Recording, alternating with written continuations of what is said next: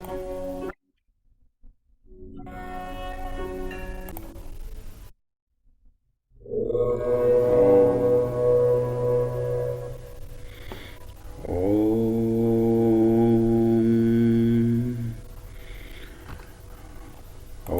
गुरुदेव नमः। ओम ज्ञानलक्ष्मी नमः।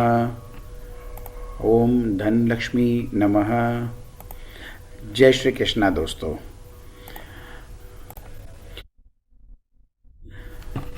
आप सबका अनलॉक मार्केट सीक्रेट में बहुत बहुत स्वागत है। हम लोग नवंबर के आखिरी हफ्ते में आ गए हैं और आज 21 ऑफ नवंबर है और ये हम लोग का इस मंथ का एक्सपायरी का भी वीक है। तो हम लोग, जैसा कि आप सब जानते हैं, हमारा ये चैनल एक प्रयास है आम जितने भी मार्केट के पार्टिसिपेंट हैं उन लोगों को गाइडेंस देना मेरे पर्सनल तजुर्बे के हिसाब से। जो भी मेरा पिछले 30 साल का इस मार्केट का मेरा जो तजुर्बा है उसको मैं शेयर करता हूँ। उसके आधार पे मैं चार्ट पे अपना उसकी बिहेवियर को समझता हूँ और उसके हिसाब से मैं आपके साथ मेरे व्यूज़ को शेयर करता हूँ। उस व्यूज़ में कैसे आप काम करते हैं ये आपको पूरे सूझबूझ के साथ करना चाहिए। अपने पूरे ट्रेडिंग के जो भी गाइडेंस है उसको ध्यान में रखते हुए करना चाहिए और जो इन्वेस्टर्स हैं उनको इन्वेस्टर्स को भी अपने नियमों का पालन करते हुए इन्वेस्टमेंट करना चाहिए यदि वो इस मार्केट से एक मीनिंगफुल रिटर्न्स को लेना चाहते हैं। तो हमारा इस यहाँ पे कोई भी तरह के टिप्स या रिकमेंडेशन नहीं होती है, तो इस चीज़ का पहले डिस्क्लेमर दे देना बहुत ज़रूरी है। और ये बात भी ध्यान में रखें कि मैं जो कुछ भी शेयर करता हूँ उसमें मैं खुद एक्शन मैं खुद उसमें पार्टिसिपेट करता हूँ। मेरी पोजीशंस होती है स्टॉक्स में भी, इंडेक्स में भी, तो इसका आप ध्यान में रखें। मार्केट में वॉल्यूम बहुत ज़्यादा रहता है तो मेरे पोजीशन से किसी का कोई फ़र्क नहीं पड़ने वाला, क्योंकि मैं कोई भी जिस भी स्टॉक्स में कोई वॉल्यूम नहीं है, जिसमें रेगुलरली फ्रीक्वेंटली ट्रेडिंग नहीं होता, मैं उसमें पार्टिसिपेट नहीं करता हूँ।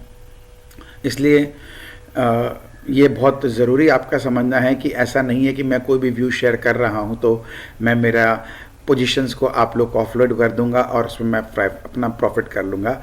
मेरा कोई ऐसा मकसद है नहीं इस चैनल का। अपना बहुत क्लियर कट है जो भी मैं एक गाइडेंस दे सकूं, क्योंकि इस बाज़ार में दो ही हिस्सा है, प्रॉफिट और लॉस। तो हम ज़्यादा से ज़्यादा प्रॉफिट तभी कमा सकते हैं जब हम अपना नुकसान को कम करते हैं। तो हम अपना व्यूज़ से आपको सौदा कैसे बनाना है या कहाँ बनाना चाहिए आपको एक दिशा देते हैं, क्योंकि मार्केट में सब काम व्यूज़ पे होता है। यहाँ दो तरह के पार्टिसिपेंट हैं जिनको हम बुल्स एंड बेयर्स कहते हैं, यानी एक बायर है और एक सेलर है। यानी एक का तेज़ी की तरफ ध्यान है तभी वो खरीदता है, दूसरा का मंदी की तरफ ध्यान है तभी वो बेच करके चलता है। तो ये सब कुछ होता है एक नज़रिए से, एक व्यू से। तो सबको सबसे पहले एक व्यू फॉर्म करना पड़ता है अपना कोई भी इस यात्रा को आगे बढ़ाने के लिए। आप सब जानते हैं, मैं हमेशा कहता हूँ कि स्टॉक मार्केट एक जर्नी है और हम इसको साथ जिएंगे। हर हफ्ते मैं आपके साथ 2 बार जुड़ता हूँ और जो कुछ भी मार्केट में हलचल हुई है उसका आपके साथ मैं शेयरिंग करता हूँ और उसके आधार पे पूरे वर्ल्ड मार्केट की मैं एक छवि आपके सामने रखता हूँ कि क्या क्या हो चुका है और मार्केट बिहेवियर क्या बता रहा है कि आगे क्या होने की संभावना है। हम हर बार बात कर चुके हैं, फिर ध्यान दिला दें, market is supreme, market is dynamic. Market को कोई डिक्टेट नहीं कर सकता है, मार्केट अपनी चाल खुद चलता है और हम लोगों को एज अ पार्टिसिपेंट उनके मूवमेंट को समझना होता है। तो यहाँ पे जो कुछ भी होता है, चाहे बाई हो चाहे सेल हो, उसका एक प्राइस फॉर्मेशन होता है जो डेली बेसिस पे होता है, वीकली बेसिस पे होता है और मंथली बेसिस पे होता है। तो हमको इन भाव को पढ़ना ज़रूरी है। उसको हम कैसे पढ़ते हैं ये हमारी कला है और वही हमको बताता है, एक पिक्चर क्लियर देता है कि क्या होने की संभावना है ज़्यादा। क्योंकि श्योर बोल के इस बाज़ार में कुछ नहीं है। श्योर बोल के एक ही चीज़ होता है कि हम गलत हो सकते हैं हमेशा, मार्केट कभी गलत नहीं होता है। तो कभी भी हमको मार्केट को गलत साबित करने का प्रयास नहीं करना चाहिए। हमको प्रयास ये करना चाहिए कि हम उसकी भाषा को समझें, मार्केट के व्यूज़ को रिस्पेक्ट करें, उसके मूवमेंट को रिस्पेक्ट करें, और जो ऐसा करता है मार्केट उससे भरपूर रिवॉर्ड करती है। यहाँ पे मार्केट बेमतलब का किसी को पैसे नहीं देती है। मार्केट का काम है कि जो लोग अविश्वास में जीते हैं उनको यहाँ से बाहर करें, और जो लोग विश्वास करते हैं, भरोसा रख कर के टिके रहते हैं, उनको ही सिर्फ ये रिवॉर्ड करती है। तो ये है मार्केट का तरीका। बहुत बार समय समय के हिसाब से इतने बदलाव आते हैं मार्केट के काम करने के तरीके में, तो मार्केट को सब पता है, इसलिए वो भी अपने तरीक़ों को बदल देता है। तो जो हम 30 साल पहले, 32 साल पहले या 35 साल पहले जो हम लोगों ने मार्केट में ट्रेडिंग और इन्वेस्टमेंट का स्टाइल देखा था, उसमें बहुत बदलाव आ चुका है। पहले डेटा बहुत लिमिटेड थे, तो हर कुछ मैनिपुलेटेड हो जाता था। मेरे किसी भी स्टेटमेंट को आप डिबेटेबल मत रखिएगा, क्योंकि मैं अपना व्यूज़ शेयर करता हूं, और मैं इस फ्रीडम को अपने पास ही रिजर्व करता हूं कि मैं कोई भी अपना व्यू शेयर कर सकता हूं। उनमें से क्या लेना है या नहीं लेना है ये आपकी मर्ज़ी है, तो इसको आप अपने ध्यान में रख के करें। हम यहाँ पर किसी भी तरह का कोई डिबेट करने नहीं इस चैनल को स्टार्ट किए हैं कि हमारा व्यू ये अच्छा है या ख़राब है। जो अच्छा लगे उसको ले लीजिएगा, और जो नहीं लगे उसे इग्नोर कर दीजिएगा। यही तरीका होना चाहिए बाज़ार में काम करना। इतने सालों की जर्नी में एक चीज़ ज़रूर देखा गया है, पॉजिटिव माइंडसेट वाले लोग ही यहाँ पर टिके रहते हैं और वही लोग कमा पाते हैं। तो इसलिए हमें हमेशा सकारात्मक सोच रखना चाहिए। बहुत ज़्यादा नेगेटिविटी को अपने दिमाग पे हावी नहीं करना चाहिए। जब कभी हमें कोई तरह का शंका हो, डाउट हो, उस समय बेहतर होता है कि चुप करके साइड में बैठ जाएं और सिर्फ तमाशा देखें कि बाज़ार में क्या हो रहा है। ज़रूरी नहीं है कि आपको रोज़ पार्टिसिपेट करना है। पार्टिसिपेट तभी करें जब आपको एक क्लियर व्यू हो, या मोर और लेस क्लियर व्यू हो कि आप जो सोच रहे हो उस तरह का होने की पॉसिबिलिटी हायर साइड में है। तो मार्केट के मूवमेंट की, हर चीज़ की एक प्रोबेबिलिटी है, तो ये हमको जजमेंट लेना होता है। हायर प्रोबेबिलिटी जो होती है, डेफिनेटली हमारा दाव या हमारा ट्रेड या हमारा पोजीशन उसी तरफ की होती है। ये तो एक कॉमन सेंस की चीज़ है, तो इसको भी हमको ध्यान रखना है। यहाँ पे काम करने के लिए सबसे बेहतरीन तरीका होता है दो चीज़, एक है रिस्क रिवॉर्ड रेशियो और एक है डिमांड सप्लाई जोन। तो इसको आप कैसे समझेंगे? तो आज की तारीख में हम लोग बहुत एडवांस हो गए हैं। हमको घर बैठे बैठाए लाइव डेटा भी मिल जाता है मार्केट के हर चीज़ के मूवमेंट का, पूरे एंटायर वर्ल्ड का ये हमको डेटा मिल जाता है, और हमको हर टाइम फ्रेम का डेटा मिल जाता है। यानी हम पिछले 40 साल का भी डेटा निकाल के देखना चाहें तो हमको मिल जाता है, हम पिछले 1 साल का देखें तो हमको मिल जाता है, पिछले वीक का मिल जाता है, पिछले दिन का मिल जाता है, और आज रनिंग मार्केट के अंदर भी आपको टिक बाय टिक डेटा मिलता है। तो इतने सारे डेटा पॉइंट आपके पास है। मार्केट में जब भी कोई प्राइस बनता है, किसी भी स्टॉक का या किसी भी प्रोडक्ट का प्राइस बनता है, तो उस प्राइस में सब कुछ इनकॉर्पोरेट होता है। हर तरह की खबर, हर तरह की डेवलपमेंट, फंडामेंटल्स भी उसके अंदर पूरे इनकॉर्पोरेटेड रहते हैं। विशेषता खाली मार्केट की सबसे डायनामिक जो बात है वो ये है कि market is a forward looking animal. ये हमेशा आगे की सोचता है, कम से कम 6 महीने से 1 साल के आगे तक की सोचता है। तो जो हम लोग आज न्यूज़ देखते हैं, जो न्यूज़ जो आउट हो चुका है बाज़ार में, उस सब पे मार्केट पहले ही काम कर चुका है। इसलिए आपने देखा होगा अक्सर यदि कोई कंपनी का रिजल्ट अच्छा आता है तो स्टॉक के प्राइस आप गिरते हुए अक्सर देखते हैं, रिजल्ट ख़राब आता है तो अक्सर आप बढ़ते हुए देखते हैं, क्योंकि मार्केट को जो छप चुका है, जो डिक्लेयर हो चुका है, जो आउट हो चुका है, उस पर वो रिएक्ट नहीं करती है। मार्केट इन्वेस्टर है। मैं अपने, आप लोगों को पता है, मैंने एक वीडियो रिकॉर्ड कर रखा है, अब 2 साल के करीब हो गए इस वीडियो को रिकॉर्ड किए हुए, जिसमें मैंने आपको 21 रीजंस दिए हैं Y stock market is the best business. तो जब मेरे बहुत सारे मित्रों ने मेरे को अपना एक फीडबैक दिया कि यदि स्टॉक मार्केट इतना अच्छा बिजनेस और सभी स्टॉक मार्केट में घुस जाएंगे तो एंटरप्रेन्योर कौन बनेगा, तब तो देश में एंटरप्रेन्योर की कमी हो जाएगी। दोस्तों, मेरा मानना है कि ये सोचना आपका भूल है। इन्वेस्टिंग अपने आप में एक बहुत बड़ा एंटरप्रेन्योरशिप है, क्योंकि हर एंटरप्रेन्योर इन्वेस्ट करता है, चाहे वो किसी भी बिजनेस में करें, किसी भी इंडस्ट्री में करें, वो इन्वेस्ट करता है पूरी सूझबूझ के साथ में, पूरे रिस्क एनालिसिस करके, पूरे फ्यूचर के प्रॉस्पेक्ट को ध्यान में रखते हुए वो ये काम करता है। तो स्टॉक मार्केट इतना डायनामिक प्लेस है जहाँ आपको, ये इकलौता वो जगह है जहाँ आपको मौका मिलता है कि आप हर तरह के क्षेत्र में आप अपने इन्वेस्टमेंट कर सकते हैं। आप अकेले इंसान हो तो भी आपको सब तरह के आप जो पॉसिबल है अलग अलग फील्ड में आप अपना इन्वेस्टमेंट करके पार्टिसिपेशन कर सकते हैं और वहाँ के ग्रोथ स्टोरी का हिस्सा बन सकते हैं। ये आपको मौका सिर्फ इस बाज़ार में मिलता है। यदि आपको खुद को कुछ भी कारोबार करना हो, आप कोई भी एक काम लेके चलेंगे तो ही आप उसमें सफल हो सकते हैं। अक्सर ये देखा गया है, बहुत कम लोग इतने डायनेमिक होते हैं कि वो मल्टीपल इंडस्ट्री चलाते हैं, और ऐसे लोगों के स्टॉक्स हमारे स्टॉक मार्केट में लिस्टेड हैं। तो हमको क्या करना है? यदि हमको किसी भी इंडस्ट्री में हमको पार्टिसिपेशन करना है तो हमको उस इंडस्ट्री में या उस सेक्टर में या उस कंपनी में अपनी हिस्सेदारी ले लेनी है। हम जो खुद का बिजनेस करते हैं उसमें भी तो हमारी हिस्सेदारी है, और जो भी कंपनी का मुनाफा होता है या जो भी उसकी वेल्थ क्रिएशन होती है तो उसका तो फ़ायदा हमको मिलता है as a stake holder, as a share holder. तो इसी नज़रिए से आप यदि स्टॉक मार्केट के सफ़र को तय करेंगे तो आपको बहुत आनंद आएगा, बहुत प्रॉफिटेबल होगा, इसका आपको पूर्ण विश्वास होना चाहिए। लोगों ने यहाँ पे जुआ बना रखा है, ऐसा कोई ख़ास बात नहीं है, क्योंकि मार्केट में हर तरह के लोगों के लिए मौके हैं। तो जिसको बोलते हैं अपॉर्चुनिटी ट्रेड करना है, उसके भी यहाँ मौके हैं।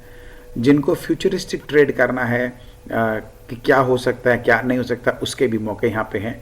तो इस बाज़ार में हर तरह के ऑप्शंस आपके पास हैं। आप चाहें तो लॉन्ग टर्म इन्वेस्टर बन के किसी भी कंपनी के साथ, किसी भी सेक्टर के साथ जुड़े रह सकते हैं। आप चाहे तो छोटे समय के लिए भी जुड़ सकते हैं। यहाँ पर एंट्री एग्ज़िट सब कुछ बहुत आसान है। इसका नाम, ब्रॉडर नेम मैं इसको कैपिटल मार्केट बोलता हूँ, इसीलिए यहाँ पे कैपिटल सबसे ज़रूरी प्रोडक्ट है। आपके पास कैपिटल है तो उसी के आधार पे ही आप सब कुछ कर सकेंगे, उस कंपनी में पार्टिसिपेट कर पाएंगे, उस कंपनी के मूवमेंट में पार्टिसिपेट कर पाएंगे, उस कंपनी के ग्रोथ में पार्टिसिपेट कर पाएंगे। और जब कभी आपको लगे कि उस कंपनी की स्टोरी ख़त्म हो रही है तो आप उसमें समय रहते रहते एग्ज़िट भी कर सकते हैं, बिना कोई ज़्यादा आपको डैमेज हुए। ये सारी यूनिक चीज़ें हैं। तो समरी में आपको खाली ये बता दूं, मार्केट जो करती है वो मार्केट को ही पता है। हम लोग सब लोग आजकल इतने स्मार्ट हो गए हैं, यहाँ पे फाइनेंशियल लिटरेसी बढ़ते जा रही है, टेक्निकल एनालिसिस लोग करने लग गए हैं, सब चार्ट्स को समझने लग गए हैं। गलत स्टेटमेंट है मेरा, सब चार्ट्स को देखने लग गए हैं। समझने तो बहुत कम लोग लगे हैं, क्योंकि बहुत कम लोग ही समझना चाहते हैं। सब लोग थियोरेटिकल पोर्शन में ज़्यादा ध्यान रखते हैं कि थ्योरेटिकली हमको ये सिखाया गया था कि पैटर्न ऐसा बने तो ये होता है और वैसा बने तो ये होता है। तो बिल्कुल सही बात है, हिस्टोरिकली पैटर्न्स पे ही सारे काम होते हैं। तो हम लोग इंडस्ट्री में बैठे हैं तो हम लोग क्या देखते हैं कि हर चीज़ का एक पैटर्न है। हम किसी भी इंडस्ट्री को उठा लें तो उसमें भी एक पैटर्न होता है, साइक्लिकल पैटर्न होता है। किसी का पैटर्न होता है कि उसमें 5 साल की तेज़ी होती है, फिर उसमें 5 साल की मंदी में चला आता है, फिर वापस 5 साल की तेज़ी में आता है। बहुत सारे ऐसे बिजनेसेस होते हैं जो सीजनल होते हैं, एक साल में अलग अलग मौसम को लेकर के, अलग अलग ओकेजन्स को लेकर के, जैसे फेस्टिवल वगैरह है तो उसका एक सीज़न अलग होता है, तो स्लैक पीरियड एक अलग आता है, ये सब आते हैं। मार्केट में भी उसी तरह से उतार चढ़ाव चलता है, वो भी इस तरह से सीजनल साइक्लिकल प्ले करती है। ये मार्केट का यूनिक कैरेक्टर है। इतना बस खाली फ़र्क है कि हम लोग इंडस्ट्री में जो हो रहा होता है हम लोग उसको एज इट इज़ उस समय उसको जीते हैं। मार्केट लेकिन इसको एक तरह से एनालाइज करती है कि आगे क्या होने का संभावना है, उसके हिसाब से वो पहले रिएक्ट करती है। मिसाल के तौर पे यदि दुर्गा पूजा, दीपावली का फेस्टिवल आ रहा है तो मार्केट को पता है इस समय सेल्स बहुत ज़्यादा होती है, तो उसके 3 महीने पहले ही वो अपना उस कंपनी में, उस सेक्टर में जो जो उससे प्रभावित होने वाले हैं उसमें अपना प्ले शुरू कर देती है। और मार्केट को पता है कि जून महीने के बाद में 2 महीने का कम से कम मंदी आता है, तो उसको ध्यान में रखते मार्केट पहले ही जो है उसमें अपना जो भी उसमें उसको बढ़िया चाल मिल चुका है उसमें अपने पोजीशंस को ऑफलोड करती है। इसको हम बोलते हैं करेक्शन। तो करेक्शन होता है प्राइस वाइज, करेक्शन होता है टाइम वाइज। तो ये दोनों तरह की करेक्शन होती है। ये अब जो भी होता है ये डिपेंड करता है कि हमारे मार्केट में कोई भी चीज़ का जो है मूवमेंट आया है, उसकी एक तो ड्यूरेशन कितनी है और उसकी साइज़ कितनी है। जितना ज़्यादा बढ़ चुका होगा वो उतना ज़्यादा उसको करेक्शन करना होता है, और जितना लंबे समय तक उसकी तेज़ी चली होती है तो उसी के आधार पे करेक्शन जो है टाइम वाइज भी उतना एक ड्यूरेशन लेती है। ये एक बहुत एडवांस जिसको बोल सकते हैं स्टडी है, तो इसको आपको धीरे धीरे ही समझना होगा, क्योंकि हम लोग भी जब कॉलेज स्कूल में आए थे तो हमको नर्सरी से लेकर के पूरे कॉलेज तक पार करना पड़ा था। उसके बाद ही हम पोस्ट ग्रेजुएशन या हायर स्पेशलाइज्ड डिग्रीज़ में हम लोग जा सके थे। तो मार्केट में भी यही है।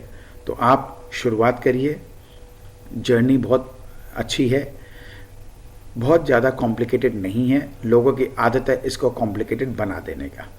तो मेरा बस एक यही प्रयास है कि जो भी इस मार्केट में जुड़े रहना चाहते हैं, इस मार्केट में काम करना चाहते हैं, मैं मेरे चैनल के माध्यम से आपको कोई ना कोई इनपुट्स देता रहूँगा जो आपको हेल्प करेगा आपके इस जर्नी ऑफ स्टॉक मार्केट को स्मूथ करने के लिए, एंजॉयबल करने के लिए, प्रॉफिटेबल करने के लिए। तो पहले मैं हमेशा कहता था मेरा काम आपका नुकसान रोकना, तो मेरे कुछ मित्रों ने कहा यार खाली नुकसान रोकने की बात करते हो, मुनाफे की बात भी तो करो। तो दोस्तों ये तो आप समझ जाइए, पैसे बचा लिए समझो कमा लिए। तो यदि आपने लॉसेस को रिस्ट्रिक्ट कर लिया या कंट्रोल कर लिया तो जो बचेगा वो सिर्फ और सिर्फ प्रॉफिट ही बचेगा। तो इसका तो ध्यान आपको रख लेना चाहिए, और इतनी समझ तो आपको है ही। वैसे मुझे बोलने की ज़रूरत नहीं है, लेकिन यदि आपका ध्यान यहाँ से हट गया है तो आज मैंने इस पॉइंट को भी कवर कर लिया है। तो अब हम लोग देखते हैं, आगे बढ़ते हैं, मार्केट बिहेवियर एनालिसिस कर लेते हैं। आज का वीडियो हमारा 2 पार्ट में होगा। तो अब इस पार्ट को शुरुआत करने के पहले आपको बता दें, मैं जो पिछला भी मेरा जो भी कॉन्वर्सेशन आज का था उसमें एक बहुत अहम बात है कि मार्केट को पता है कि आप सब टेक्निकल एनालिसिस सीख चुके हैं, सब चार्ट्स देखने लग गए हैं और सब उसके आधार पे अपने डिसीजंस लेने लग गए हैं। इसलिए मार्केट जो है, आप जो कुछ भी चार्ट पे देख रहे होते हैं, ये वो नहीं है जो आप देख रहे हो या आप देखना चाहते हो। ये वो है जो मार्केट आपको दिखाना चाहती है। तो आपको समझना होगा प्राइस एक्शन बिहेवियर। यदि भाव भगवान है या भाव भगवान 6 जैसा मार्केट का एक जो टर्मिनोलॉजी है, तो यदि भाव भगवान 6 तो उसका जो एक बिहेवियर है, उसका प्राइस एक्शन बिहेवियर जिसको हम बोलते हैं, उसको स्टडी करना बहुत ज़रूरी है। उसकी फितरत क्या है, वो जो भाव बना है वो कैसे बना है, और अक्सर यदि इस तरह के भाव बनते हैं या पैटर्न बनते हैं तो उसके बाद क्या होता है, ये आपको हिस्टोरिकली चेक करना होता है। क्योंकि हर चीज़ जो एक पैटर्न आप देखते हैं उसका एक समय होता है, एक जगह होती है, उस समय के जो पूरे वर्ल्ड के एनवायरनमेंट होती है वो भी इम्पोर्टेंस रखता है। तो इसलिए हमको 80% हमको ध्यान देना होता है, 75 से 80% ध्यान देना होता है सिर्फ और सिर्फ चार्ट्स के ऊपर में, और 20 से 25% हमको ध्यान देना होता है पूरे वर्ल्ड मार्केट में क्या हो रहा है। क्योंकि हम लोग सभी वर्ल्ड मार्केट से जुड़े हुए हैं, तो कहीं भी कोई चेंजेस होता है उसका इम्पैक्ट तो हमारे मार्केट में भी होना है, कम या ज़्यादा एक अलग बात है, लेकिन होना है ये तय है। तो इसीलिए हमको हर चीज़ देखना होता है। आप सब ने देखा है मेरे एनालिसिस में मैं बहुत कुछ ट्राई करता हूँ कवर करने का, बहुत कुछ छूट भी जाता है, लेकिन मैं चेष्टा ये की करता हूँ कि जो कुछ मुझे दिखता है उसमें जो वैल्यूएबल हमारे लिए है मैं वो इनपुट्स आपसे शेयर करता हूँ। गुड और बैड मैं दोनों बातें आपसे शेयर करता हूँ। कोशिश करता हूँ कि आपको जो भी हम व्यू शेयर करें उसमें एक कन्विक्शन बनाने के लिए आपको मैं कुछ अच्छे अच्छे पॉइंट्स शेयर करता हूं जो आपको भरोसा दिलाए कि यदि मैं ये सोच रहा हूं कि मार्केट ख़राब है तो क्यों है, अच्छा है तो क्यों है, एक बेसिक आपको आइडिया लग जाएगा। क्योंकि अच्छी एनालिसिस करने से आप पैसे नहीं बना सकते हैं, अच्छी एनालिसिस करके उस पर भरोसा करके टिके रहने पे ही पैसे बनते हैं। और वैसे भी गीता सार क्या बोलता है, कर्म करो तभी फल मिलेगा।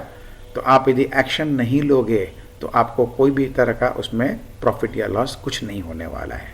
तो जब तक आप सिर्फ देख रहे हैं, समझ रहे हैं, तब तक कुछ नहीं होने वाला है। जब तक आप एक्शन नहीं लेते तब तक उसका आपको कोई ना रिस्क रिवॉर्ड होता है ना कुछ होता है। आप एक बार आपने सौदा ले लिया, एक्शन ले लिया, उसके बाद आपका सफ़र शुरू होता है कि वो अब एन्जॉयबल है या वो सफरिंग है। ये आपको सब डिपेंड करता है आपके ट्रेड लेने के बाद में। तो इसीलिए आपको ट्रेड लेने के पहले सारी होमवर्क करनी होती, सारी तैयारियां करनी होती है, और उसके बाद कन्विक्शन के साथ आप आगे बढ़ते हैं। उसके बाद राइट हो या रॉन्ग हो क्या फ़र्क पड़ता है, ये बाज़ार का हिस्सा है। गलत हो गए तो स्टॉप लॉस है हमारे पास में। तो मैं आपको हमेशा रिस्क रिवॉर्ड रेशियो के बारे में स्ट्रेस करता हूँ, स्टॉप लॉस का महत्व समझाता हूँ, रिस्क मैनेजमेंट के बारे जिक्र करता हूँ, मनी मैनेजमेंट के बारे जिक्र करता हूँ, ट्रेड मैनेजमेंट के बारे जिक्र करता हूँ, और इसके सबसे ऊपर आता है माइंडसेट मैनेजमेंट। तो आपको अपने माइंडसेट के ऊपर भी आपको ध्यान रखना है। तो ये सब मिला के ही प्रॉफिट आता है, सिर्फ एक हिस्सा नहीं है। तो आपको जब इतनी सारी बातें मैंने शेयर किया है तो आप समझ लीजिए कि इस मार्केट में दिमाग पूरा लगता है। तो कोई यदि ये सोचता है कि यहाँ तो पैसे ऐसे ही बनते हैं, ऐसे ही आ जाते हैं, तो उनका भूल है। यहाँ पैसे, बहुत बड़ा पैसा बहुत आसानी से बनता है, ये बात पक्की है।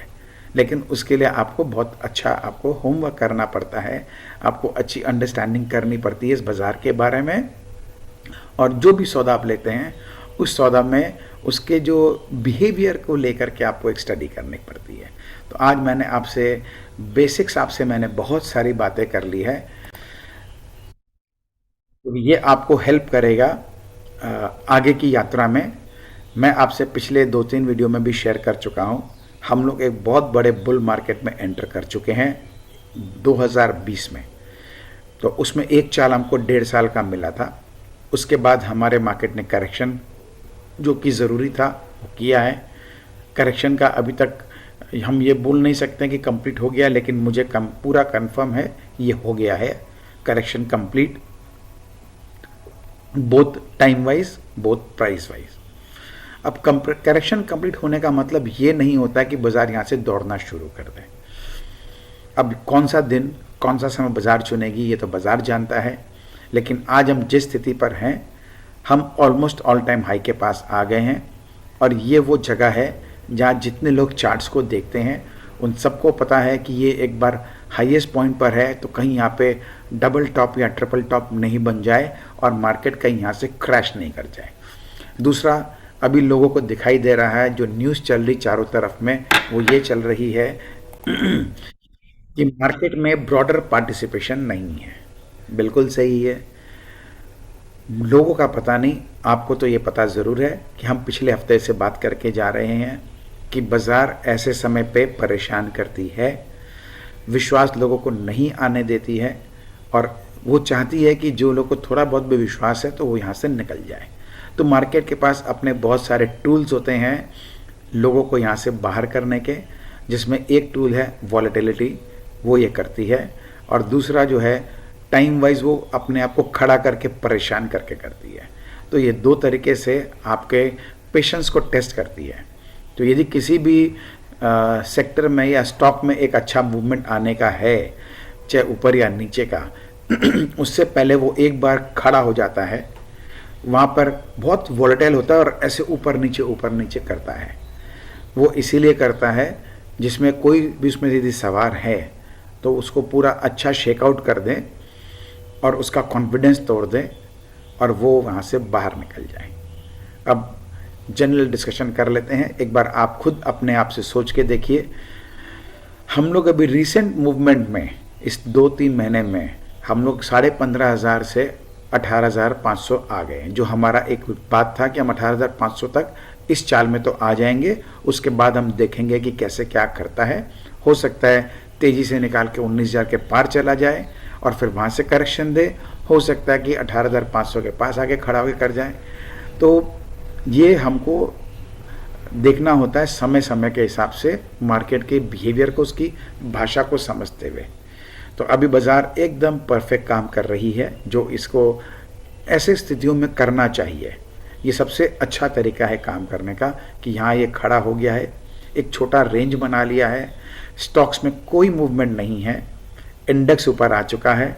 तो हर किसी को क्या लगता है, सिर्फ 2 या 3 स्टॉक्स ही हैं जो इंडेक्स को मैनेज कर रखे हैं, और सबके मुंह में एक ही बात है कि मैं ऐसे सिचुएशन में कंफर्टेबल नहीं हूँ इस मार्केट में टिके रहने के लिए, इसलिए मैं मेरी पोजीशन को हल्का कर देता हूँ। हल्का तो हम लोग भी कर चुके हैं, ये तो आपको पता है। तो हमको भी तो मार्केट के साथ ही रहना है। हम ये रिस्क नहीं ले सकते हैं कि यदि यहाँ से गिरा दिया तो ठीक है, मेरा कन्विक्शन है, मेरा मानना है कि यहाँ से गिरेगा नहीं है। जब मैं कहता हूँ कि गिरेगा नहीं, इसका मतलब ये है कि कोई बड़ी गिरावट नहीं आएगी।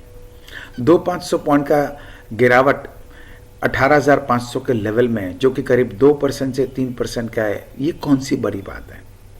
नॉर्मली कोई करेक्शन जिसको बड़े साइज का करना होता है वो 7-8% का होता है, और 2 से 3% का करेक्शन हम इसको रनिंग करेक्शन बोलते हैं, ये करता है। नॉर्मली टाइम वेस्ट करेक्शन जब बड़े टाइम का करना होता है तो 6 महीने से 1 साल का होता है, लेकिन 1 हफ्ते से 1 महीने का जो खड़ा कर देना बाज़ार को, ये रनिंग करेक्शन का हिस्सा है टाइम वाइज। तो हम उसी में ही जी रहे हैं।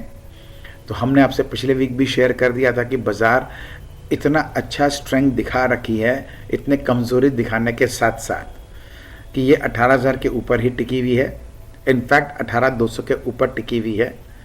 तो कितना ही इसमें उतार चढ़ाव आ गया, लेकिन क्लोजिंग बेसिस पे तो हम इसके ऊपर ही जा रहे हैं, टिके हुए हैं। हम जब चार्ट्स पे जाएंगे आपको दिखाएंगे। उसी तरह से हम यदि बैंक निफ्टी की बात करें तो वो भी लगभग 42,000 के आसपास या उसके ऊपर ही पिछले 2 हफ्ते से टिका रखी है। ये अपने आप में स्ट्रेंथ होता है।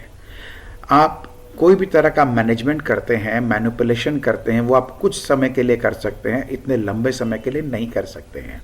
स्पेशली जब इतना बड़ा इंडेक्स को मैनेज करना हो, या इंडेक्स को खड़ा करना हो, या उसको संभालना हो, या उसको बढ़ाना हो, उसको करना इतना आसान नहीं जितना सब सोच रहे हैं। 1 दिन 2 दिन की बात अलग होती है। तो इसीलिए ये आपको सबसे पहले भरोसा आ जाना चाहिए। दूसरा, चारों तरफ जो न्यूज़ चल रही है पिछले 1 महीने से, पहले तो बहुत ख़राब न्यूज़ थी, तो लोगों को विश्वास नहीं था। उस समय बाज़ार 15,500 से 18,500 आ गई है। अब अच्छी खबरें चल रही है। जिनको सबको जिन पर भरोसा है वो बड़े बड़े इन्वेस्टर्स, नाम मैं एक का ले लेता हूँ, मॉर्गन स्टैनली। उनके न्यूज़, उनके व्यूज़ आजकल बहुत फ्रीली शेयर होने लग गए हैं कि India growth story, India next 30 years का स्टोरी है, 10 साल का भी नहीं है। मैं तो आपसे हमेशा बात करता हूँ कि हमको टुकड़ों टुकड़ों में जीना है। हमारा भी नज़रिया बहुत लंबा है, 30 साल का मिनिमम बुलिश ट्रेंड में हम है। ये नाक के सीध में कभी नहीं होना है, उतार चढ़ाव चलेगा। तो हम इसको पार्ट्स में जीते हैं। हमारी सरकार भी 5 ईयर प्लानिंग करती है, तो हमारा भी लॉन्ग टर्म इन्वेस्टिंग का नज़रिया 5 ईयर्स का ही होता है। जो लोग बोलते हैं कि ले लो और लेके भूल जाओ, तो भाई साहब ये बाज़ार आपको सब भुला देगी। तो इसलिए लॉन्ग टर्म का एक ही सच है कि एक बार तो सबको मरना है। जैसे इंसान को भी एक बार ऊपर जाना है, हमेशा के लिए उसको मरना है, आया है तो मरना ही है, उसी तरह से सबको मरना है। बहुत रेयर कंपनीज होती है जो सालों सालों सालों तक टिकी रहती है, और ऐसे ही कंपनियों को हम लोग नाम देते हैं ब्लू चिप का, या ऐसे ही कंपनियों को स्थान मिलता है सेंसेक्स में और निफ्टी में, जो हमारे देश की फाइनेंशियल स्ट्रेंथ को दिखाता है, देश के इंडस्ट्रियल स्ट्रेंथ को दिखाता है।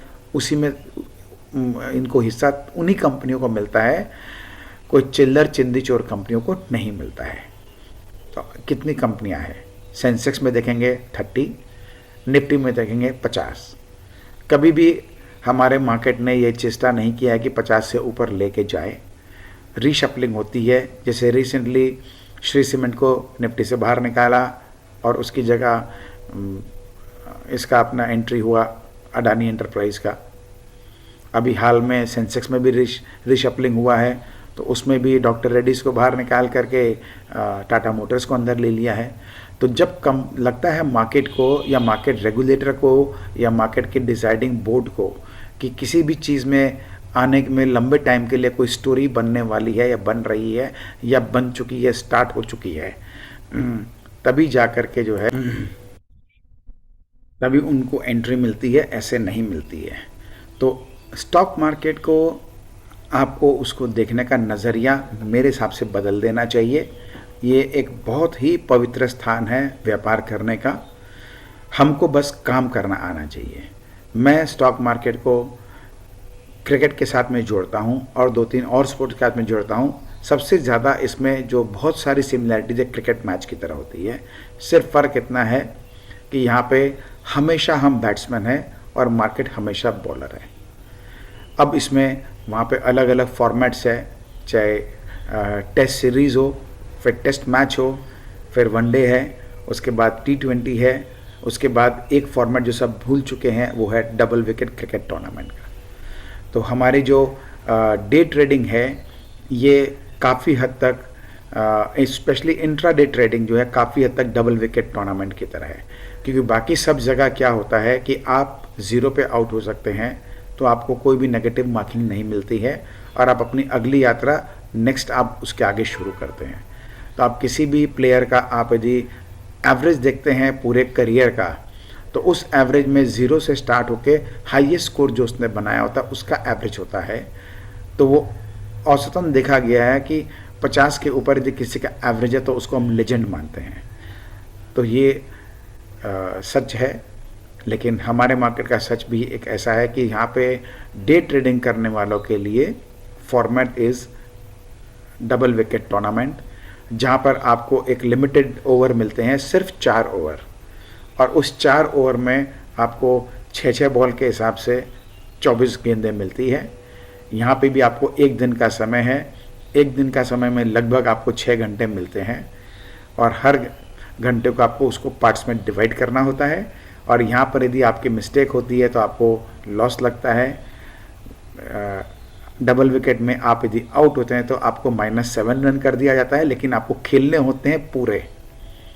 आप चाहे बाकी बॉल में 0 बना गए, कोई खास बात नहीं, लेकिन जितनी बार आउट होंगे माइनस का स्कोर तो जाएगा, तो आपके एवरेज को बिगाड़ देता है, नीचे ले आता है। तो ये भी यहाँ पे होता है। तो इसलिए हमें देखना है, ध्यान रखना है, कुछ भी हो जाए हमारा विकेट नहीं गिरना चाहिए, या गिरता भी है तो बहुत कम बार गिरे। यदि हम 24 बॉल हमको खेलने हैं तो एक बार हम आउट हो गए, 2 बार हो गए, ठीक है, तो हमको फिर रन वैसे ही बाकी बनाएंगे, तो हमारे को एवरेज करके हम कुछ ना कुछ बेटर पोजीशन बनाएंगे। तो ये नज़रिया मुझे लगता है शायद किसी ने शेयर नहीं किया होगा आज तक। मैंने जो मेरे को लगा आज आपसे शेयर करना ज़रूरी, मैंने कर दिया है। यहाँ पर इन्वेस्टमेंट की बातें करने वाले तो सभी हम बैठे हुए हैं, लेकिन अपने आप से पूछिए क्या आप इन्वेस्टर हैं? बिल्कुल भी नहीं है। आजकल इन्वेस्टर का डेफिनेशन बदल गया है। अभी इन्वेस्टर यदि कोई 1 महीने से 3 महीना भी पैसा लगाता है तो वो भी इन्वेस्टर ही है। अब इन्वेस्टर वो वाला बात नहीं रहा कि हम ले लिए और उस पूरी कंपनी का सफ़र हमको पूरा जीना है। इन्वेस्टमेंट का मतलब आजकल ये हो गया है कि मैंने मेरा कैपिटल को किसी भी स्टॉक में पोजीशन लिया तो मैंने उसमें इन्वेस्ट किया है, तो उसको इन्वेस्ट किया तो एक रिटर्न के लिए किया है। तो जब रियलिस्टिक रिटर्न आ जाता है तो हमको प्रॉफिट करके बाहर निकलना होता है उस पर्टिकुलर स्टॉक से, क्योंकि हमारा नज़रिया लंबा नहीं है। जब लंबा नज़रिया नहीं है तो एक रीज़नेबल प्रॉफिट जो होता है वो आपको मिल जाए तो उसको बुक करके बाहर निकल जाना चाहिए। यदि आपका किसी भी स्टॉक में 5 साल का नज़रिया है तो उसकी अप्रोच डिफरेंट है, हम उसको यहाँ कवर नहीं करेंगे। वो एक बहुत अलग प्रोसेस है, उसमें आप फिर कंफ्यूज हो जाएंगे। हमको अलग अलग तरीके से ही चीज़ों को हैंडल करना है। तो ये मेरा जो वीडियो आपके पास आता है ये मेनली ट्रेडर फोकस्ड है, क्योंकि मेरा ये मानना है कि यहाँ पे हम सब इन्वेस्टर ट्रेडर हैं।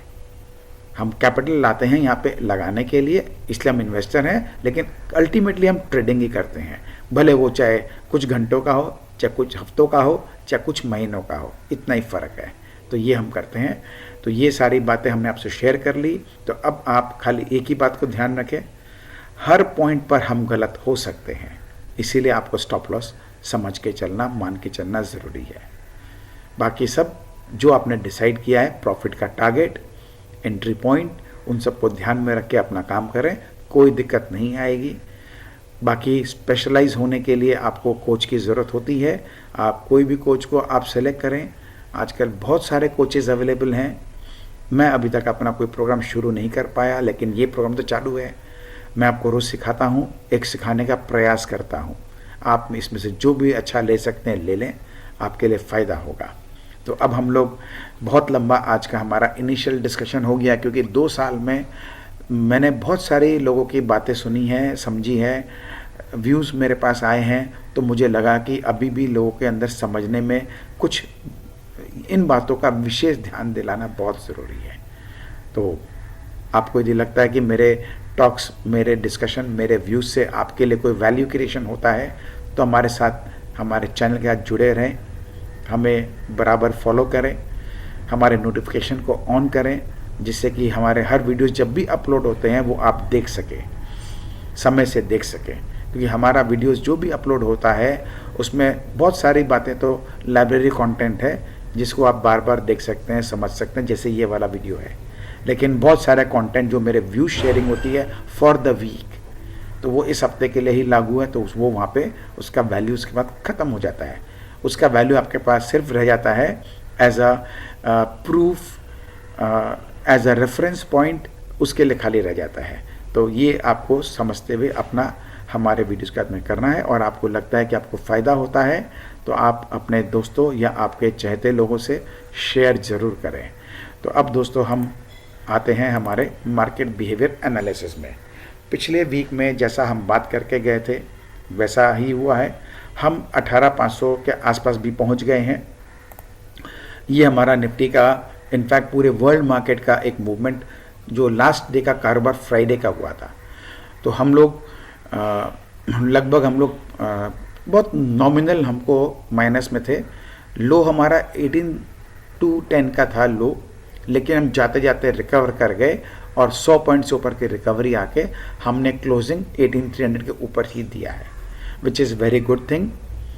हमारा सेंसेक्स भी सेम वही है, 61,330 लो लगाने के बाद 300 पॉइंट से ऊपर की रिकवरी देके इसने जाते जाते क्लोजिंग दिया है।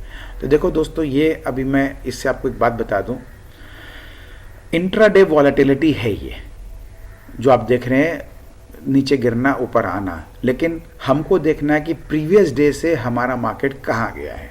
तो उसमें हम देखेंगे तो बहुत छोटा सा बदलाव आया है, ज़्यादा नहीं हुआ है। सेंसेक्स में देखें तो सिर्फ 87 पॉइंट्स का माइनस है और निफ्टी में सिर्फ 36 पॉइंट माइनस है। तो ये बहुत इनसिग्निफिकेंट मूवमेंट है, जिसको हम आराम से हम ये चीज़ को टर्म कर सकते हैं।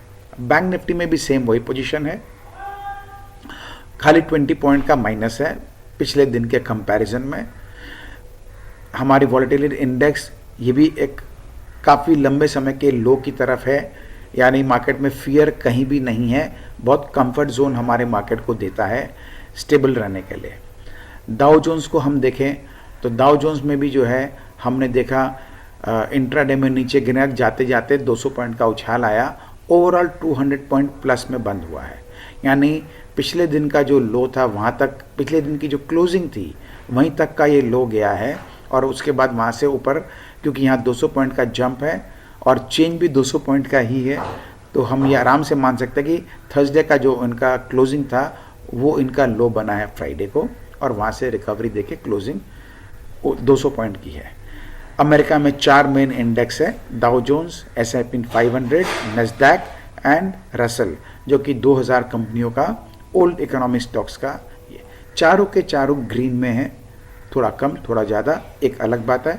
मोटा मोटी हम देख रहे हैं नैस्डैक को छोड़ करके सब आधे % से ज़्यादा की बढ़त के साथ में बंद हुए हैं। नैस्डैक जैसा हम बात कर चुके हैं ऑलरेडी कमज़ोर कड़ी है उस अमेरिकन बाज़ार में, लेकिन ठीक है, उसमें भी एक जो उसने चाल बनाया है, मैंने आपसे शेयर किया था कि अब ये एक बार 13,000 तक जाएगा, इसका पूरा संभावना बन चुका है नैस्डैक का जो है। तो अमेरिका का वॉलेटिलिटी इंडेक्स भी हम देख रहे हैं, काफ़ी कूल डाउन करके 23 पे है, 3.5% करीब माइनस हुआ है फ्राइडे को भी। ब्राज़ील, ये इसमें गिरावट हमने थोड़ी देखी है, करीब करीब 1% की गिरावट थी, बाकी ठीक है, कोई ख़ास बात नहीं है। ये हमारे यूरोप के मार्केट हैं, जर्मनी, फ्रांस और लंदन। FTSE 100 लंदन का है, कैक फ्रांस का है, डैक्स जर्मनी का है। तीनों के तीनों आप देखिए अच्छी बढ़त दिखा रहे हैं। सब बोल रहे थे वहाँ पे बहुत रिसेशन हो गया है, काफ़ी ख़राब इकोनॉमी का स्टेट है, हो सकता है आज गड़बड़ है, लेकिन आगे सुधरने की संभावना है, इसलिए मार्केट इसको ऊपर ले जा रही है। हम जब चार्ट्स पे जाएंगे तो आपको दिखाई देगा कि ये एक दिन का मूवमेंट नहीं है, ये पिछले एक हफ्ते 2 हफ्ते से ऊपर की तरफ ही जा रहा है। तो ये भी हमारे यूरोपियन मार्केट्स भी संभल रहे हैं। ये हमारे एशियन मार्केट हैं। यहाँ पे एक आप जापान को देखते हैं तो इसमें छोटी सी गिरावट है। ऑस्ट्रेलिया आपका छोटा सा बढ़त है। न्यूजीलैंड, इसमें 0.5% की तेज़ी है। चाइना में शंघाई है, आपके हैंगसेंग है, ये भी चाइना का हिस्सा है, ये सारे नेगेटिव में हैं।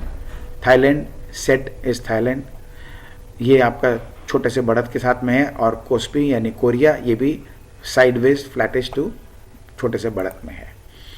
ये हमारा फ्यूचर्स है। सारे मार्केट बंद होने के बाद संडे को जो कल ट्रेड कर रहा था, लास्ट जो भी इसका क्लोजिंग हुआ था आखिरी, उसमें हमारा निफ्टी करीब 40 पॉइंट माइनस है, उसमें दिखा रहा है। SGX निफ्टी हम लोग इसको टर्म करते हैं, जो फ्यूचर्स में चल रहा है। डाउ जोन्स वगैरह क्लोजिंग के बाद में भी 200 पॉइंट की बढ़त दिखा रहा है।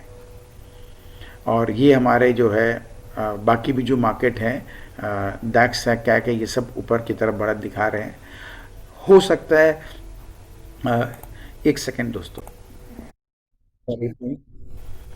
एक बात मैं यहाँ शेयर करना चाहूँगा कि यहाँ पे मैं जो भी आपसे डेटा शेयर करता हूँ, डिस्कस करता हूँ, ये सब थर्ड पार्टी सोर्स से मुझे मिलता है, चाहे वो investing.com हो, चाहे और कोई भी प्लेटफॉर्म हो, चाहे मनी कंट्रोल हो, चाहे जो भी हो, चाहे मेरे खुद के जो मैं चार्टिंग सॉफ्टवेयर यूज़ करता हूँ वो हो। तो हम इन पर रिलाई करते हैं कि ये सब रिलायबल सॉफ्टवेयर हैं, तो इसके आधार पे मैं आपसे शेयर करता हूँ। तो ये डेटा मेरा बनाया हुआ नहीं है, ये बोलना भी बहुत ज़रूरी है।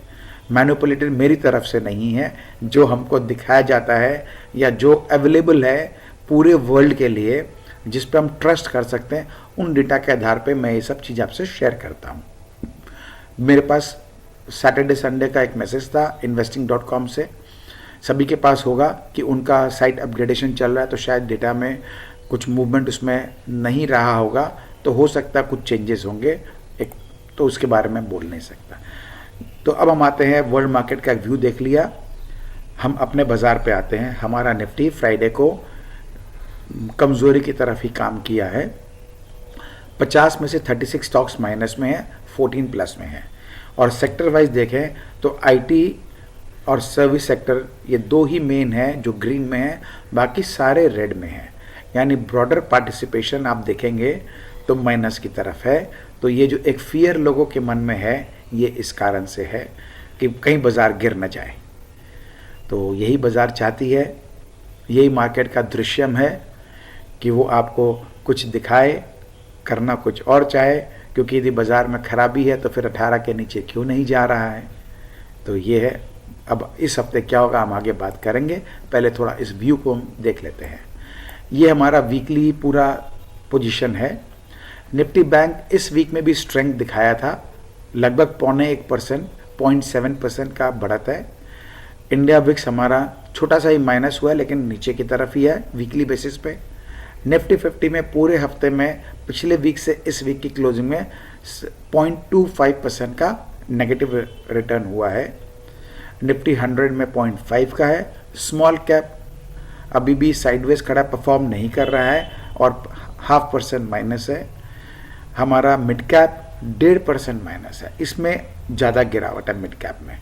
तो हमारा ये एक व्यू था कि हमको देखना कि इस वीक में स्मॉल कैप मिड कैप को परफॉर्म करना चाहिए। यदि वो करता है तो अच्छा है, नहीं करता तो हमें इसको थोड़ा और क्लोजली मॉनिटर अप करना होगा। तो बिल्कुल ये एक चिंता का विषय थोड़ा सा तो है। तो हम, it's a word of caution for us. Broader चिंता इसलिए नहीं है कि हमारा जो मेन ब्रॉडर मार्केट है वो अपने आप को होल्ड करके रखा है।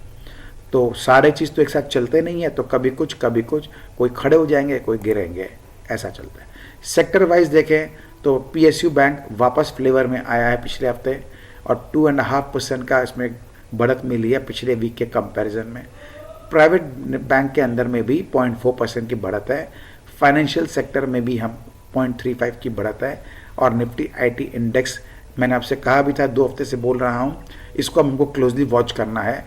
मेरा व्यू पूरा इसमें बुलिश नहीं हुआ है, लेकिन इसमें अब गिरावट की जगह कम हो गई है, तो रिस्क रिवॉर्ड रेशियो फेवरेबल है। तो IT में हम लोग इसलिए स्टॉक स्पेसिफिक होकर हम लोग अपना काम कर सकते हैं। इसमें 0.25% की इसमें बढ़त है, बाकी सब आपके सामने है, आप इसको देख सकते हैं।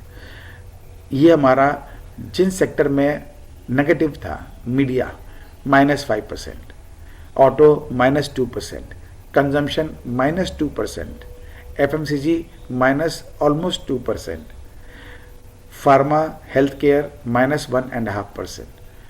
मैंने आपसे एक बात और शेयर की थी पिछले वीडियो में कि मुझे कोई भी रैली जिसमें FMCG और फार्मा का पार्टिसिपेशन होता है उस पर भरोसा नहीं आता है। मैं कंफर्टेबल नहीं हूँ। ये जो ऊपर रैली आया है, कितनी अच्छी बात है कि इसमें FMCG और फार्मा नेगेटिव में है, तो ये बहुत अच्छा संकेत है। ये सब डिफेंसिव सेक्टर है। जब मार्केट को लगता है मार्केट ख़राब है या ख़राब होने वाली है, तो लोग इनमें अपने आप की पोजीशन बनाते हैं। FMCG है और फार्मा है, लेकिन ऐसा तो कुछ भी हम दिखाई नहीं दे रहा है, तो ये हमको एक फर्दर कॉन्फिडेंस देता है। ये हमारे निफ्टी के जो ड्रैगर्स है, किन किन स्टॉक्स ने निफ्टी को गिराया है फ्राइडे को, ये वो उसका लिस्ट है, ये आप देख लीजिए। ये हमारा लिस्ट है किन किन स्टॉक्स ने निफ्टी को बढ़ाया है, तो इसका लिस्ट ये आप सामने में है, जिसमें हम देख रहे हैं IT और बैंक, मेन ये 2 का पार्टिसिपेशन ज़्यादा है इसमें। ये हमारा निफ्टी बैंक के अंदर movement, Punjab national bank highest gainer रहा है परसेंटेज टर्म में, और कंट्रीब्यूशन वाइज हम लोग देखते हैं तो हमको इसके अंदर में कोई स्टेट बैंक है, कोटक बैंक है, एक्सिस बैंक है, ICICI बैंक है, इनमें हमको अच्छी चाल देखने को मिली थी पिछले जो लास्ट के 2 दिन का कारोबार हुआ उसमें। तो उम्मीद करते हैं आगे इसमें भी मोमेंटम बना रहेगा। तो अब हम आते हैं हमारे इंपॉर्टेंट लेवल्स पे। मैं अभी बाकी चार्ट्स पे इस वीडियो में नहीं जाऊंगा, आज का वीडियो 2 पार्ट में रहेगा क्योंकि रिकॉर्डिंग काफ़ी बड़ी हो चुकी है। तो पहले मैं आपको इस वीडियो में व्यू शेयर कर देता हूँ। हमारा व्यू बहुत क्लियर है। इस वीक क्योंकि मंथली एक्सपायरी है, तो हम एक बार आज और कल 2 दिन स्पेशली हम थोड़ा नीचे की तरफ जा सकते हैं, क्योंकि बाज़ार में सबको इतना कॉन्फिडेंस आ चुका है कि बाज़ार जो है आगे बहुत बुलिश है। चारों तरफ से इतनी अच्छी खबरें चल रही है, सब कुछ बढ़िया होने जा रहा है। इनफैक्ट फ्राइडे को क्लोजिंग के टाइम में कुछ हल्का फुल्का इशारा भी आ गया कि शायद रशिया की तरफ से कुछ अच्छा खबर आने का उम्मीद है, रशिया यूक्रेन वॉर को लेकर के। तो जब भी बाज़ार में कुछ अच्छी खबर आती है और बाज़ार उसमें चढ़ना शुरू करता है, तो वो थोड़ा सा एक बार कॉन्फिडेंस कम देता है, और यदि अच्छी खबर आके बाज़ार नीचे गिरा दे तो समझ लीजिएगा खबर वो बहुत अच्छी है। बाज़ार एक बार नीचे गिरा रहा है, जिससे लोग को पहले बाहर निकाल दे, फिर अपने ऊपर की यात्रा शुरू करें। तो अब 2 काम में से एक काम हो सकता है। यदि पूरे वर्ल्ड मार्केट संभल के चलने लग गए, तब तो हम भी साथ साथ चलेंगे, इसमें दूसरा कोई चॉइस ऑप्शन नहीं है। फिर जो करना है देखा जाएगा बाद में, कि मार्केट को पता है किस समय कैसा मूवमेंट लेना है। लेकिन रियलिस्टिक लेवल पर हम देखें तो बाज़ार का जो तरीका है काम करने का, उसके हिसाब से एक बार ये नीचे झटका मार सकता है, मारना चाहिए मेरा मानना है। हमारे आज का लेवल 18,135 का है, और इस वीक का लेवल भी हमारा 18,000 के आसपास का है। तो एक बार खूब आराम से इस वीक का जो हमारा लो लेवल है 18,050 के आसपास का, उसको भी काट सकता है, 18 भी आ सकता है, हो सकता है 17,980 75 80 तक भी एक बार आ जाए, जिससे कि लोगों को एकदम क्लियर कर दे कि अब तो सारा चार्ट पैटर्न बिगड़ गया है और क्लासिक इवनिंग स्टार फॉर्मेशन हो गया है, डार्क क्लाउड कवर बन गया है। ये बहुत सारे कहानियाँ हो जाएंगे और सबका माल बिक जाएगा। मैंने आपसे पहले भी शेयर किया है, मार्केट कि गिरने से लोगों का माल नहीं कटता है, मार्केट के गिरने के डर से गिरता है। तो अब हम लोग क्योंकि टॉप में हैं, सब इतने स्मार्ट हो गए हैं, ऊपर से 400-500 पॉइंट का अभी गिरावट यदि आ गया तो सबको लगे अब तो बाजार गया कम से कम 2000 पॉइंट के लिए। तो दोस्तों आपको ध्यान दिला दूं, 12,000 14,000 के लेवल तो अभी तक पूरा देश इंतज़ार कर रहा है, पूरे देश के सारे बियरिश लोग इंतज़ार कर रहे हैं, वो लेवल तो देखने मिले नहीं। तो बस यही है, तो सच में जीना है, हकीकत में जिए, आज की स्थिति में जिए। हमारा इस वीक का लोएस्ट लेवल 18,000 मान के चलिए। डेली लेवल के हिसाब से आपको पता है, जब तक मेरे को आज 18,125 के नीचे की क्लोजिंग नहीं मिलती है तब तक हम कमज़ोर नहीं हैं। हमारा पहला कमज़ोरी का इंडिकेशन हमको हमेशा मिलेगा, हमारा डेली का लोएस्ट लेवल को ब्रीच करके उसके नीचे क्लोजिंग कर दे और नेक्स्ट डे का 1 घंटा उसका फॉलोअप मिल जाए, तो कंफर्म हो जाएगा कि एक बार के लिए हम नीचे की यात्रा शुरू कर दिए। सेम एप्लीकेबल है ऊपर की तरफ। यदि 18,500 के ऊपर की क्लोजिंग मिल जाए और अगले दिन उसके ऊपर हमको 1 घंटे ज़्यादा टिक जाए तो ये इंडिकेट कर देता है कि हम ऊपर की तरफ जा रहे हैं। तो हमारा ये जो लेवल है इसमें दोनों संभावनाएं खुली हैं, नीचे की भी और ऊपर की भी। ये मंथ एक्सपायरी टर्म में इस वीक में हम लोग मंथली एक्सपायरी हो जाएगा, लेकिन महीना का काम तो और बाकी है। तो मेरा ये मानना है कि अब ये आने वाले 2 दिन, आज और कल में बाज़ार अपना जो भी करेक्शन करना है उसका काम एक बार निपटा लेगा और हम एक्सपायरी 18,200-300 के आसपास करेंगे कंफर्टेबली, ऐसा देख के लग रहा है। और सामने वीक से यानी इस एक मंथली एक्सपायरी के बाद से हमको बहुत बेहतरीन चाल मिलेगी बाज़ार में। इंडेक्स वाइज मैं नहीं बोल सकता हूँ, लेकिन स्टॉक स्पेसिफिक वाइज मिलेगी, क्योंकि मार्केट वो तरीका उस समय डिसाइड करेगी कि किसको कैसे क्या चलाना है। तो हो सकता है लोग को लगे कि जो है ना निफ्टी तो वहीं खड़ी है, कुछ नहीं हो रहा है, और वो स्टॉक चलने लग जाए, तो उसमें लोग पार्टिसिपेट नहीं कर पाएंगे। ये होने की बहुत बड़ी संभावना है। तो ऐसा ही होगा, ऐसा मेरा विश्वास है कि ऐसा होना चाहिए। तो होता क्या है, अब अपने आप से बात करें तो हम लोग सबके माल तो ऐसे ही हल्के हो गए हैं। यदि नीचे गिरता है 18,000 के नीचे तो क्या हम खरीदने की हिम्मत करेंगे? बिल्कुल नहीं करेंगे। तब सबको 16,000 का घर फिर से दिखने लग जाएगा। और किसी कारण से मार्केट, हम अब थोड़ा तेज़ी की बात भी कर लेते हैं, मान लो 19,000 आ गया, क्या आप नया माल खरीदने की हिम्मत करोगे? सबको लगेगा बस 19,000 आ गया, अब क्या? तो अब क्या, ये तो बाज़ार दिखाएगी। लेकिन पोजीशन बनाने की बात करें तो एंट्री यहाँ पे करने का हिम्मत किस में है? तो बाज़ार अक्सर नई चाल जो ऊपर की बनाता है वो तभी बनाता है, ये अक्सर हिस्टोरिकली देखा गया है, जब किसी में हिम्मत ही नहीं हो उसमें पार्टिसिपेट करने का, उसमें पोजीशन को बनाने का। तो आप यदि लंबा नज़रिया रख के चलते हैं, साल भर का, 2 साल का, तो आपको बहुत बड़े पैसे बनेंगे, कहीं कोई दिक्कत नहीं है। और छोटा नज़रिया यदि है, हफ्ते 10 दिन का, 15 दिन का, महीने भर का, तो आपको वॉलेटिलिटी को झेलना होगा। मैं आपसे लेवल्स इसीलिए शेयर करता हूँ, ये आपको गाइड करता है, हेल्प करता है कि वॉलेटिलिटी कहाँ तक होने की उम्मीद है, डे में, वीक में या मंथ में। तो इन लेवल के हिसाब से आपको जीना है। अभी तक का जो ट्रैक रिकॉर्ड हमारे लेवल्स का है, मोर देन 80% हमारे लेवल नीचे या ऊपर नहीं कटते हैं, हम इसी दायरे में रहते हैं। तो यदि हमको नीचे का लेवल पे मिलता है तो बाई करना है।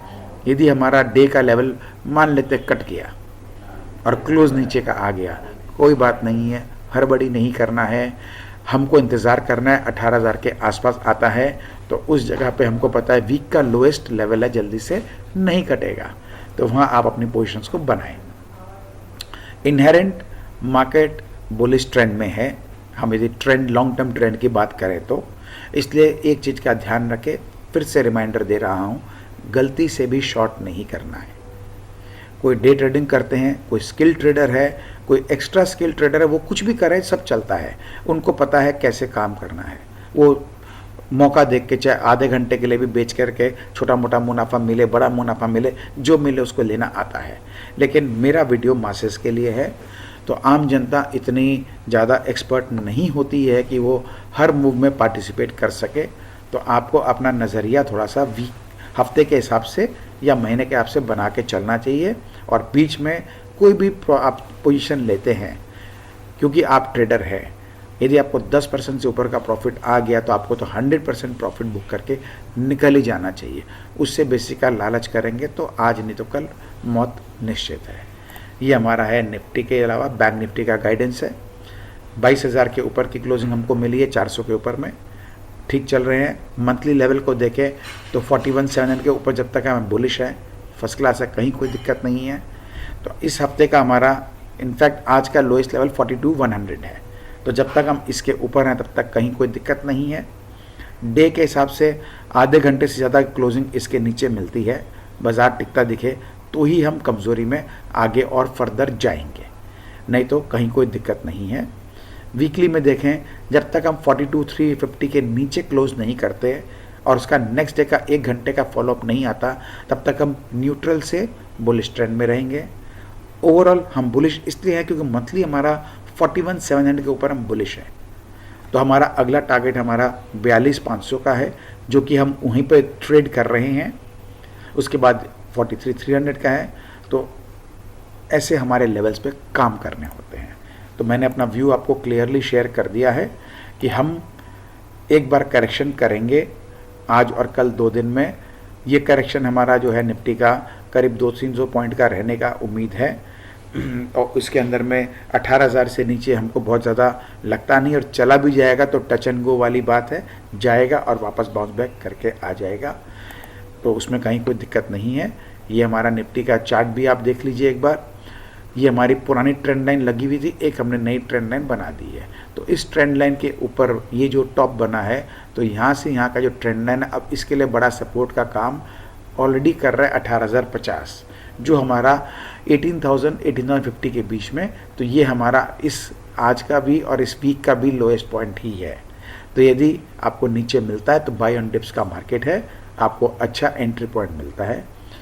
ये वीकली चार्ट है। तो वीकली चार्ट में आप देखते हैं तो एक तरह से दोजी फॉर्मेशन है, यानी कोई डिसीजन मार्केट ने नहीं लिया, ऊपर भी गया नीचे भी गया, लेकिन क्लोजिंग पिछले हफ्ते के आसपास ही है। ऑन अ डेली चार्ट पे आप देखते हैं तो हम ऊपर ही हैं।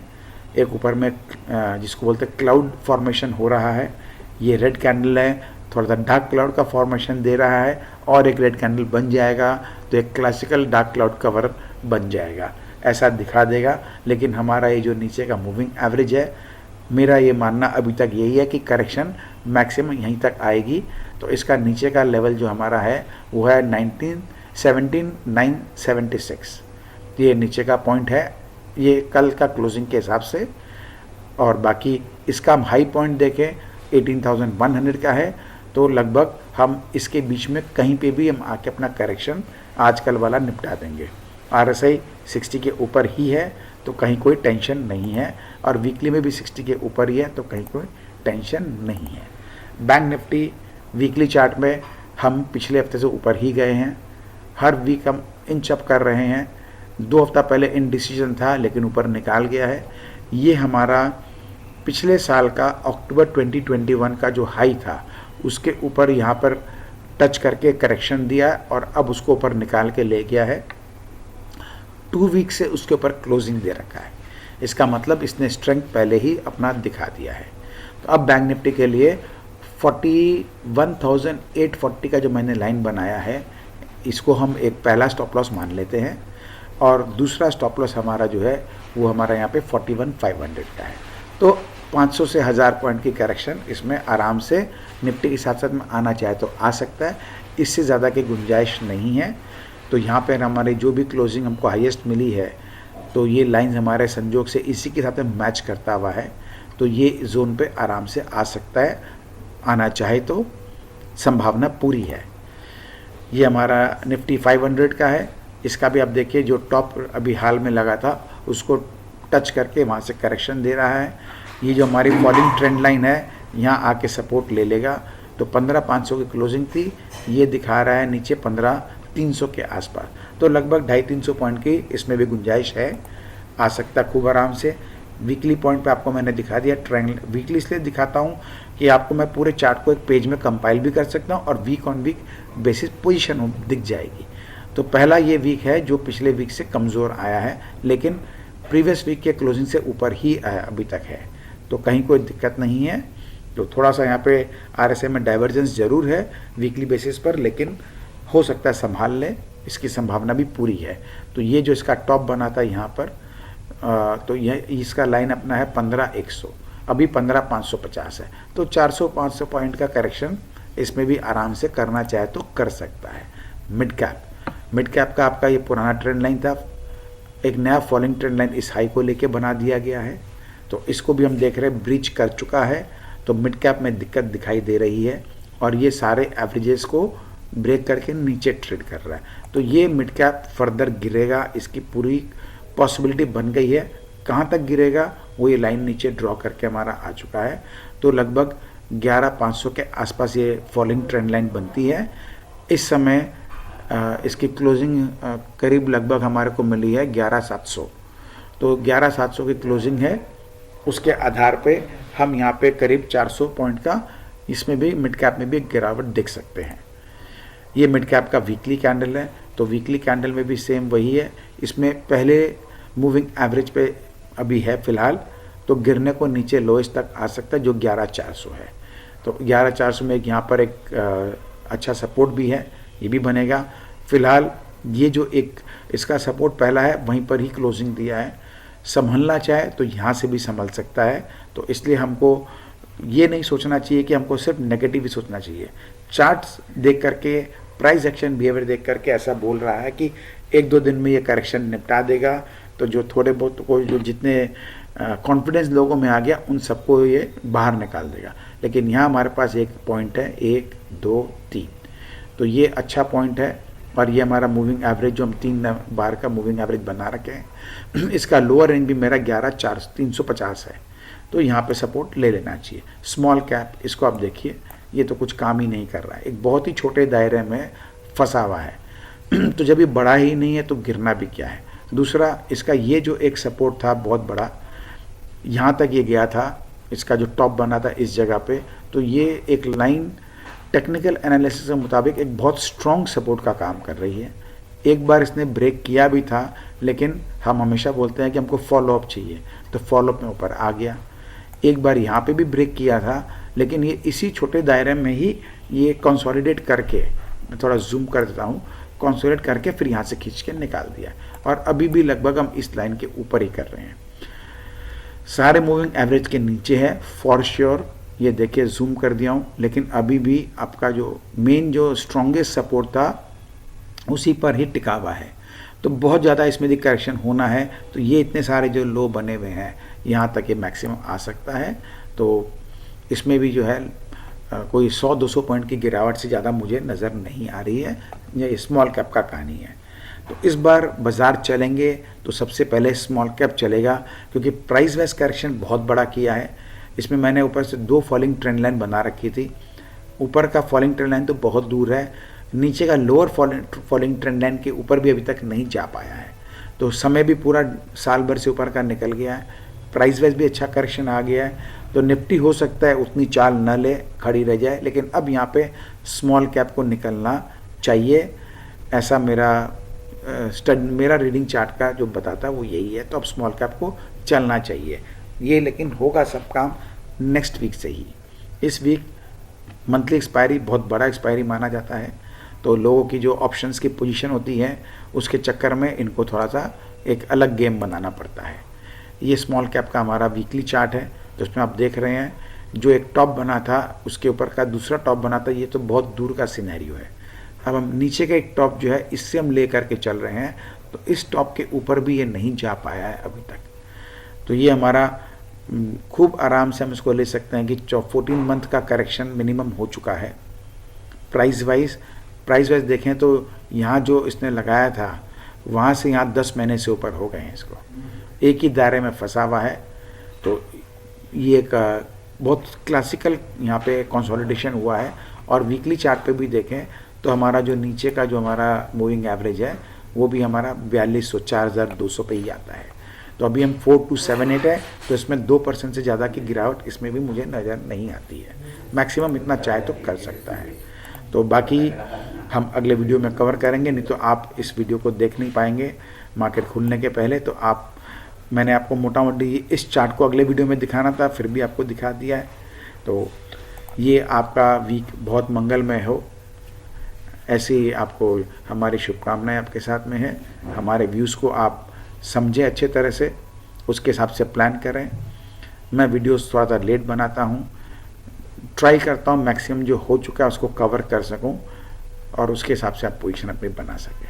तो अब हम अगले वीडियो को रिकॉर्ड करेंगे, तब तक पहले आपके लिए इस वीडियो को हम अपलोड कर देते हैं। धन्यवाद दोस्तों।